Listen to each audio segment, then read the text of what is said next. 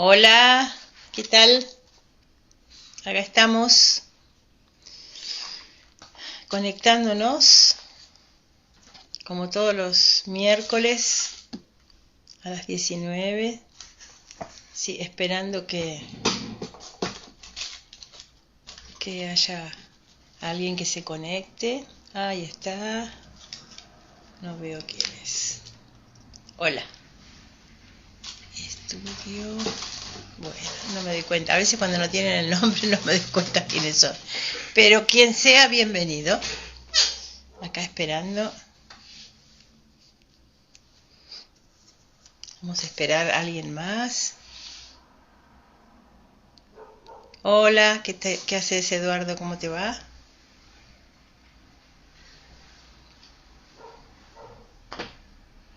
Vamos a... Hola, Vivi. Bueno, voy a arrancar con ustedes. Mejor dicho, continuar, ¿no? Eh,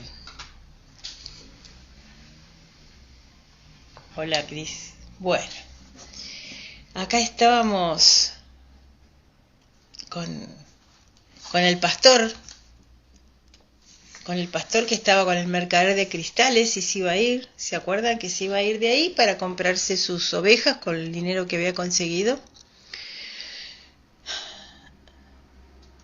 Leo lo último de la otra vez, que dice: desde el lugar donde estaba notó por primera vez que el cabello del mercader le recordaba bastante al del viejo rey, el mercader de cristales, ¿no? Y se acordó de la sonrisa del pastelero el primer día en Tánger, cuando no tenía dónde ir ni qué comer, y también aquella sonrisa le hacía recordar al viejo rey, como si él hubiera pasado por aquí y hubiera dejado una marca, pensó. Y cada persona haya conocido a ese rey en algún momento de su vida. Al fin y al cabo, él dijo que siempre aparecía para quien vive su leyenda personal. Hola, Viviana. O sea, su leyenda personal tiene que ver con su sueño o la misión, para los que así pensamos que eso existe. Salió sin despedirse del mercader de cristales. No quería llorar, porque la gente lo podía ver. Otro prejuicio. Vieron que aparecen un montón de prejuicios acá, ¿no? ¿Qué tiene que ver? Pero bueno, lo entendemos desde otra generación y otro tiempo. Pero sabía que iba a sentir nostalgia de todo aquel tiempo y de todas las cosas buenas que había aprendido. Sin embargo, ahora tenía más confianza en sí mismo y ánimos para conquistar el mundo. Pero estoy volviendo a los campos que ya conozco para conducir otra vez las ovejas. Ya no estaba tan contento con su decisión. Había trabajado un año entero para realizar un sueño y cada minuto que pasaba ese sueño iba perdiendo su importancia. Quizás porque no era su sueño. ¿Quién sabe si no es mejor ser como el mercader de cristales? Él nunca irá a la Meca y vivirá con la ilusión de conocerla. Paro un poquito acá porque es algo que a veces nos hacemos, ¿no? Cuando las cosas se obstaculizan o no nos salen, por ahí decimos, bueno, a lo mejor no era porque lo tenía que hacer. Es verdad que a veces las señales son para que no vayamos por ahí, pero no todas. A veces son situaciones o pasos que hay que pasar, valga la redundancia. Hola, Gaby. Y fíjense, quién sabe si no es mejor ser como el mercader de cristales, que nunca irá a la Meca y sin embargo va a vivir con la ilusión de conocerla, porque se acuerdan que el mercader de cristales de alguna manera no hacía nada por llegar a la Meca. Es más, obstaculizaba pero aquello que lo dejaba llegar, ¿no? Pero sin embargo esa ilusión le hacía sentirse vivo. Es relativo esto, ¿no? A mí no me convence una ilusión para engañarme. Para mí eso tapa que, como dije en alguna otra, en alguna otra parte cuando estaba leyendo ¿Quién se ha llevado mi queso? Que hoy vi un pedacito. Decía, uno tiene que enfrentar a sus sueños. Para cumplirlos, o para soltarlos, o para despedirse de los sueños, pero no para hacer de cuenta que no existen o ponernos una meta que a la vez le ponemos obstáculos para llegar, ¿no? O sea, o no hacer nada para lograrlo. Es como engañarnos a nosotros mismos y vivir una vida engañada. Esto es lo que yo pienso. Así que bueno. Seguimos. Pero estaba sujetando a Urín y Tumín, las piedritas, ¿se acuerdan? Blancas y negras, en sus manos, y estas piedras le traían la fuerza y la voluntad del viejo rey, porque se las había regalado él. Por una coincidencia o una señal, pensó el muchacho, llegó al bar donde había entrado el primer día. No estaba el ladrón. ¿Se acuerdan que ahí se encontró con un ladrón que le prometió 1000 cosas? Sí. El del bar quería avisarle, pero él no le daba bolilla al del bar. No estaba el ladrón y el dueño le trajo una taza de té. Hola, María. Siempre podré volver a ser pastor, pensó el muchacho. Aprendí a cuidar las ovejas y nunca más me olvidaré de cómo son. Pero tal vez no tenga otra oportunidad de llegar hasta las pirámides de Egipto. El viejo tenía un pectoral de oro y conocía mi historia. Era un rey de verdad, un rey sabio. Estaba apenas a 2 horas de barco de las llanuras andaluzas, pero había un desierto entero entre él y las pirámides. O sea, estaba ahí para cruzar de vuelta a Andalucía, que era cerca, y del otro lado el desierto para llegar a las pirámides. El muchacho quizá vio otra manera de enfocar la misma situación. En realidad, él estaba 2 horas más cerca de su tesoro. Miren qué bueno esto. Aunque para caminar estas 2 horas hubiera tardado un año entero. Miren la frase que dice acá. Vio otra manera de enfocar la misma situación. O sea, la situación no había cambiado. Él podía decir, estoy cerca de volver a lo que ya conozco y me va a ir bien. O estoy lejísimos de llegar a las pirámides, que era mi sueño. Y él en vez de decidió y pudo, pero decidió mirar las cosas de otra manera. Pensó, estoy 2 horas más cerca que cuando estaba en Andalucía. Tengan en cuenta esto, que cuando uno hace un cambio de mirada, de la situación, la puede definir de otra manera. Y cuando la defino de otra manera, cambia mi emoción y mi acción. Hola. Entonces, vuelvo a decir, el muchacho quizá vio otra manera de enfocar la misma situación. En realidad él estaba 2 horas más cerca de su tesoro, aunque para caminar estas 2 horas hubiera tardado un año entero. Sí, ¿por qué quiero volver a mis ovejas? Yo ya las conozco. No dan mucho trabajo y pueden ser amadas. No sé si el desierto puede ser amado, pero es el desierto que esconde mi tesoro. Si no consigo encontrarlo, siempre podré volver a casa. Por lo pronto la vida me ha dado suficiente dinero y tengo todo el tiempo que necesito. ¿Por qué no? ¿Por qué no? Fíjense qué importante.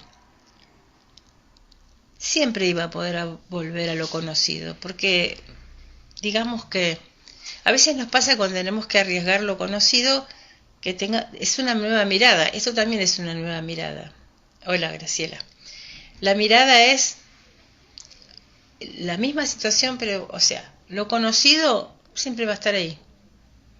Y como lo conozco tanto, puedo volver a estar. Sobre todo cuando es una actividad. En cambio, lo del tesoro, lo nuevo, lo que me saca de la zona de confort y me pone en la zona de aprendizaje, que me da miedo, eso está ahí. Y siempre hay que correr algún riesgo. Riesgo no es peligro. Riesgo es no sé cómo va a salir. Nada más que eso es riesgo. No sé cómo va a salir. Cada elección es aceptable y respetable. Cada uno debe evaluar. A veces no elegimos y tiramos para adelante. Lo digo porque me ha pasado muchas veces. Bueno, después, más adelante, cuando pueda, cuando se termine tal cosa, cuando venga el verano, cuando las cosas estén mejor, cuando lluevan vacas, no sé, entiende que a veces estamos postergando cosas para no mover, ¿no? No mover nuestro statu quo, o sea, la zona de confort. Y así se va la vida. Y así se va la vida. Bueno, en aquel momento sintió una alegría inmensa. Siempre podía volver a ser pastor de ovejas. Esa es la mirada. Eso no lo iba a perder. Siempre podía volver a ser vendedor de cristales, porque era algo que también había aprendido. Tal vez el mundo escondiera muchos otros tesoros, pero él había tenido un sueño repetido y había encontrado un rey. Esas cosas no le sucedían a cualquiera. Cuando salió del bar estaba muy contento. Se había acordado de que uno de los proveedores del mercader traía los cristales en caravanas que cruzaban el desierto.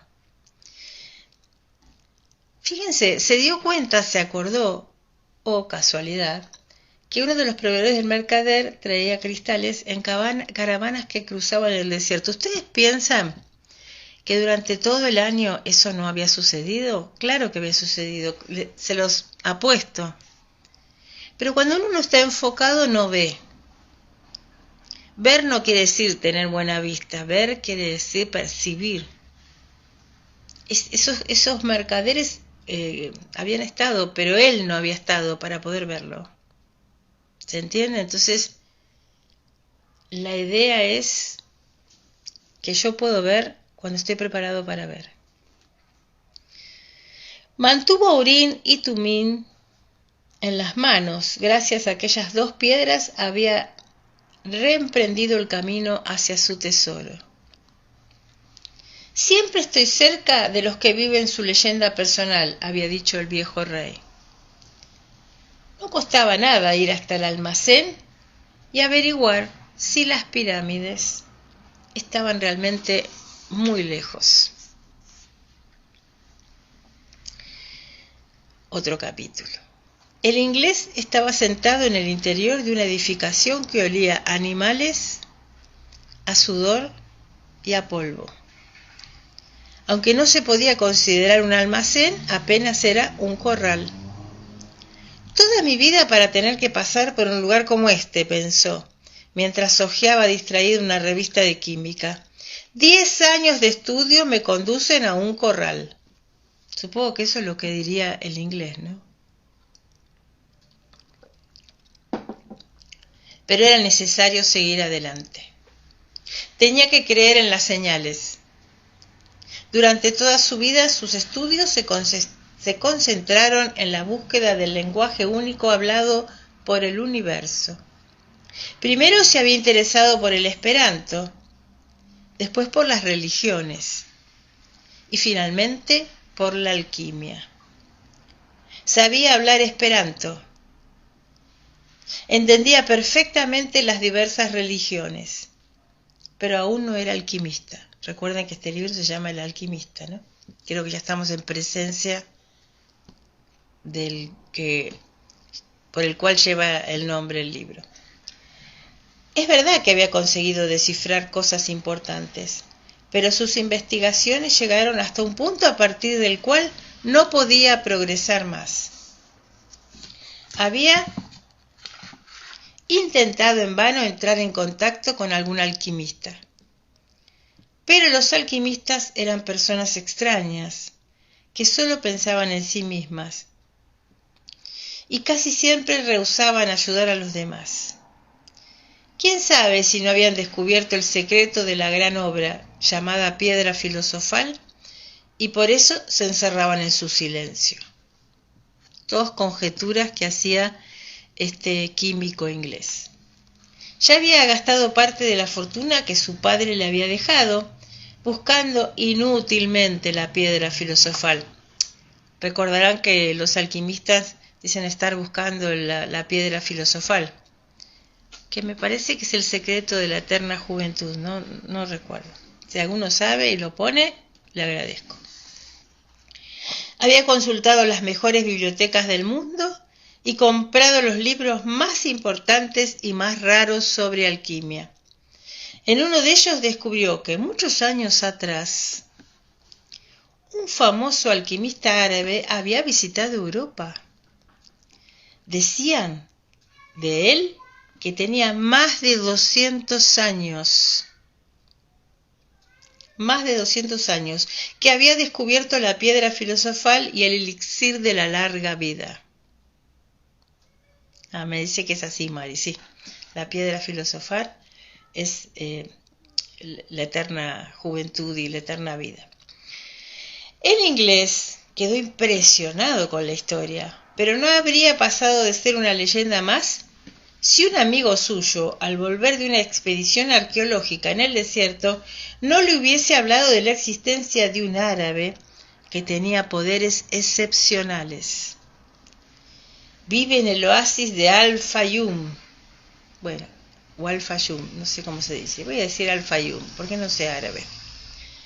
Dijo su amigo, y la gente dice que tiene 200 años y que es capaz de transformar cualquier metal en oro. El inglés no cabía en sí de tanta emoción.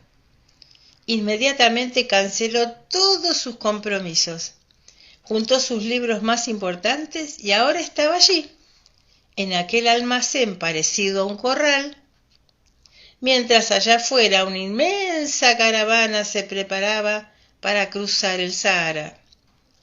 La caravana pasaba por Al-Fayum. Tengo que conocer a este maldito alquimista, pensó el inglés, y el olor de los animales se hizo un poco más tolerable. Esto, fíjense qué subjetivo que es, ¿no? El olor no lo soportaba, y sería insoportable realmente, pero cuando a veces vemos cosas que no nos gustan, pero se balancean con algo que, o sea, se equilibran con algo que sí nos mueve, y ya no es tan, ya no es tan feo, porque nuestra mente se enfoca más en lo otro y los sentidos también, digamos que quedan circunscriptos a eso que estamos buscando. Los sentidos, los pensamientos, las cosas. Bueno, me hace pensar, pasa que yo no lo ahora leo. Yo no lo comparto porque no me entusiasma, pero yo a veces veo gente haciendo cola, por ejemplo, para sacar una entrada de fútbol, gente que no se levantaría a esa hora por nada. O lo que vi la otra vez, perdón, los fanáticos del fútbol, es gente que hace 2 horas, se levanta 2 horas antes para ir a encontrar las figuritas. Digo, ¿cómo el entusiasmo de algo que se quiere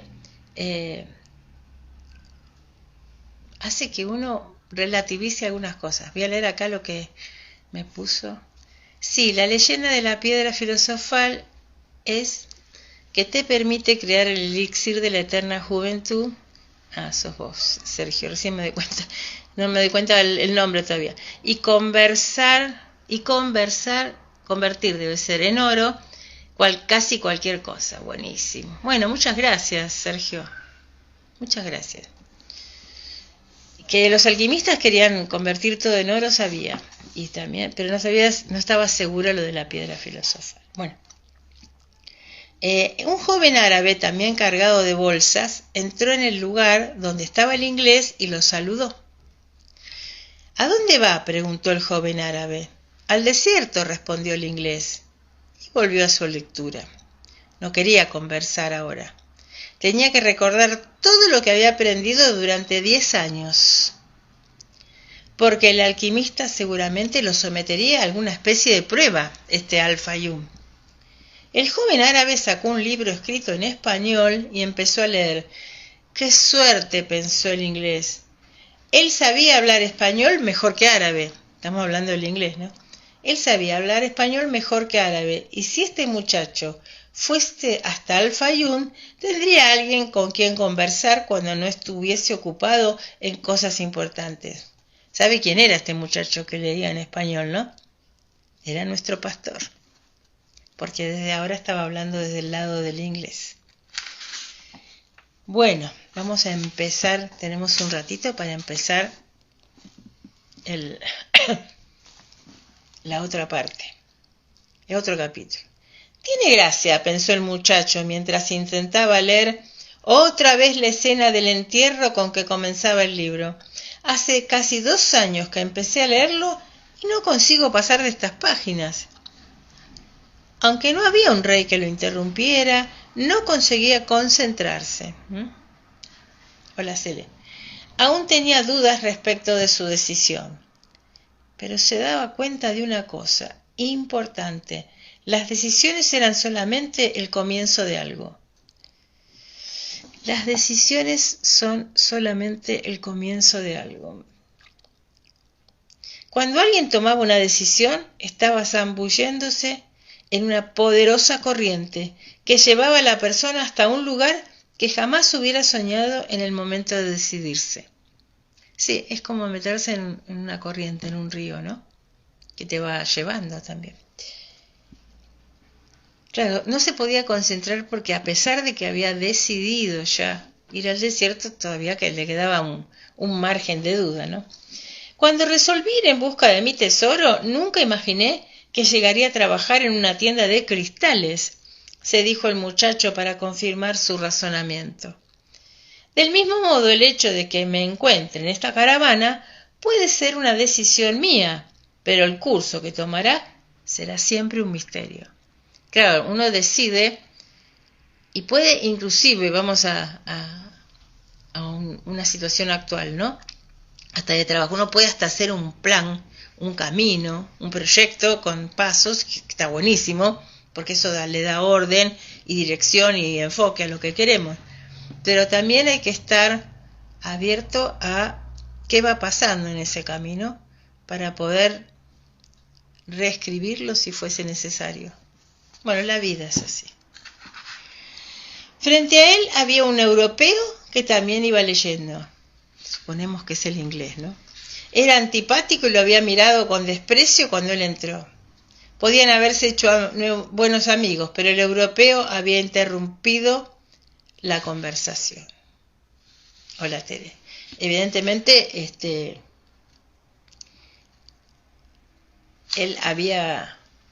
el inglés no quería hablar con nadie, porque quería repasar, pero él lo vivió como que era antipático. Este libro me encanta porque desde los pensamientos de cada uno, como uno imagina lo que el otro piensa y no siempre es por eso. El muchacho cerró el libro, no quería hacer nada que le hiciese parecerse a aquel europeo. Sacó a Urín y Tumín del bolsillo y comenzó a jugar con ellos. El extranjero dio un grito. ¡Un Urín y un Tumín! ¡Wow! El chico volvió a guardar las piedras rápidamente. No están en venta, dijo, suponiendo que el otro quería comprarlas, ¿no? No valen mucho, dijo el inglés. No son más que cristales de roca. Hay millones de cristales de roca en la tierra. Pero para quien entiende, esos son Urín y Tumín. No sabía que existiesen en esta parte del mundo. Me las regaló un rey, dijo el muchacho. El extranjero se quedó mudo. Después metió la mano en su bolsillo y retiró, tembloroso, 2 piedras iguales. ¿Casualidad? Sincronicidad. ¿Has dicho un rey? Repitió. ¿Y tú no crees que los reyes conversan con pastores? Dijo el chico. Fíjense, se ponía a la defensiva, el otro no le había atacado. ¿Cuántas veces, suponiendo que nos están diciendo cosas desde un lugar, contestamos como si desde ahí fuera? Esta vez era él quien quería acabar la conversación. Fíjense, ¿no crees que los reyes conversan con pastores? No era lo que pensaba el inglés, ni siquiera lo que había dicho ni lo que pensaba. Esto, voy a hacer como una digresión, tiene que ver con nuestra autoestima. Ustedes sabrán que cuando uno tiene muy baja autoestima tiene un ego grande. Y uno cree que el ego es nada más ser muy creído y muy fanfarrón. No, el ego nos hace ofendernos fácilmente, porque vemos en el otro lo que en realidad pensamos nosotros de nosotros. Puede ser que el otro también lo piense, pero lo damos por hecho. Me gusta, siempre lo repito, una cartita de unos ángeles que en la autoestima dice: el que tiene buena autoestima es lento para ofenderse y rápido para perdonar. La gente confunde también autoestima con ego.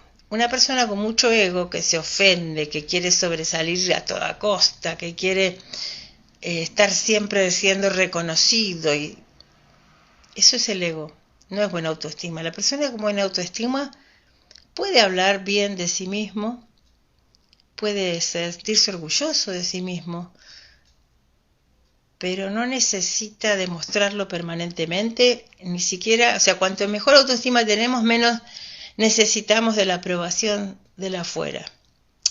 Siempre necesitamos algo de la aprobación de la afuera, pero hay personas que dependen de la aprobación de la afuera.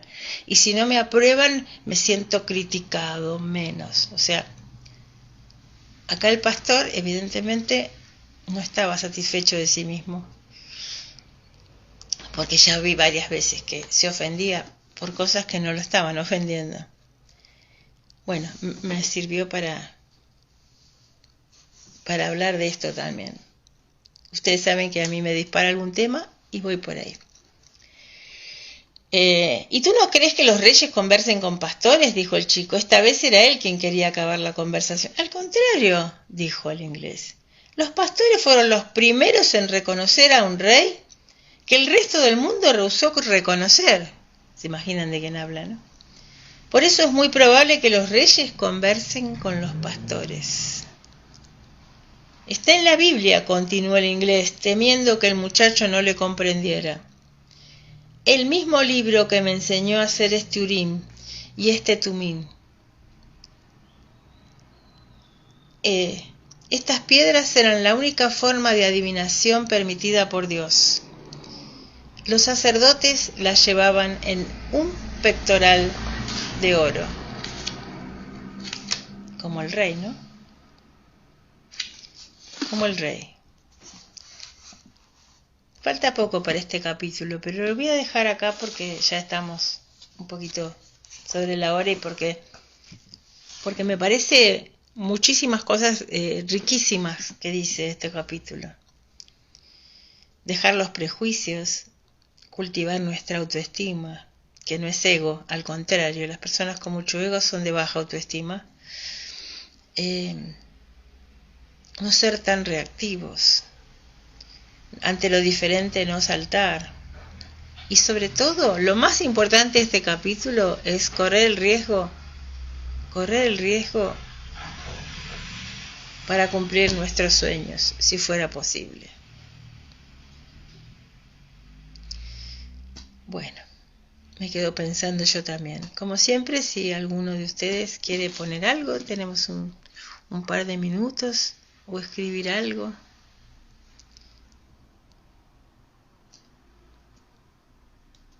¿O se quedaron pensando, como yo? Bueno, mientras, si alguien está escribiendo, ojalá que les haya servido como me sirvió mucho a mí este capítulo hoy. Justo hoy vi una masterclass gratuita, escuché en realidad el teléfono. Gracias Viviana. De Naila Norri, que es una asiste a emprendedoras, ¿no? Y hablaba mucho de esto, de ver nuestro sueño desde arriba, de organizarlo de una manera lógica, de no boicotearnos, porque hay que tener, o sea, empuje para hacer, pero también un balance de energía masculina para hacer y de energía femenina para crear y para dejar el espacio también para nosotros mismos. O sea que hay mucho. Gracias, Cris. Es decir, hay mucho para seguir trabajando en uno mismo. Yo con ustedes y en las cosas que hago para los demás sigo trabajando conmigo. y me gusta. Bueno, que estén muy bien. Nos vemos el miércoles, si Dios quiere.